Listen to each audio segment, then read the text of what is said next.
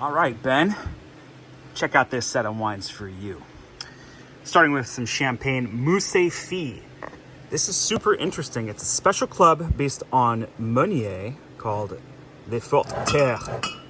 And normally special club bottlings are for growers, but in recent years, Mousse Fille has done a little bit more purchasing of grapes. So you'll see this NM on the back. They're now in the negociant category and have since left the special club to do their own thing. So this is one of the last special club bottlings that you'll see by Mousse Fille. But they're a really cool, delicious producer and making a single varietal Meunier bottling is pretty special. So low dosage here, just 0.5 gram per liter, and should be lots of personality in this champagne. Vintage 2017. Next, also from Champagne, this is a Brut Nature from Les Larges Peugeot. They are a grower producer, and you can see that little RM code there helps to indicate that. This is from a Ludi, so a single parcel called La Côte Anglaise, made from Chardonnay. And this is the sparkling version. There's also a Coteau Champenois non-sparkling white wine that they make, also called La Côte d'Anglaise, but this is their Brut Nature champagne from that vineyard site. Kind of got a single vineyard theme going on here. This is Ca de Merlot. So that's the name of the vineyard, as I understand it, from Giuseppe Quintarelli. And the 2014 vintage, it's a blend that's based on Corvina, but has a number of other grapes supporting the blend. Kind of a junior Amarone is a way that you might think about this, and should be a wine that can drink well now or age for another 10 years. No problem. A single vineyard again. So this is from the Bacchus Vineyard by Joseph Phelps, 2012 vintage from Oakville. Oakville being one of the prime valley floor sites in Napa Valley. And as this is a 2012, I think this is within a really nice drinking window right now. Of course, you could continue to age it. I'd say another, 8 to 10 years could be potential, but I would say, get into this now and enjoy it. More on a natural wine series for the next few wines here. Envinate, Migan. This is 100% Listan Negro is the name of the grape from the Canary Islands.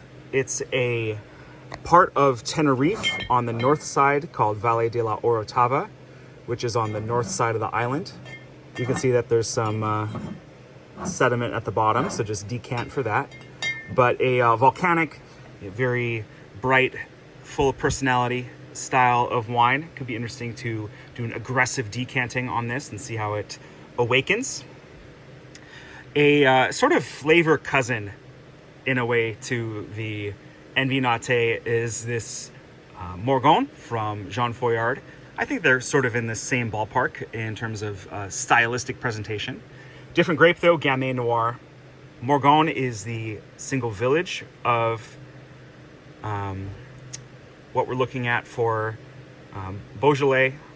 We call it Beaujolais Cru, and then Côte-du-Py is a kind of hillside area of vineyards there. So definitely check that out if you ever see a Morgon map.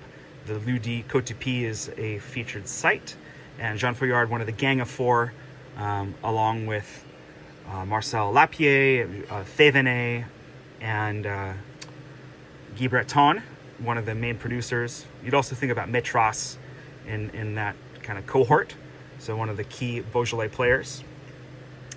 Some very modern German wines here. Got a old vine Portugieser from Boira.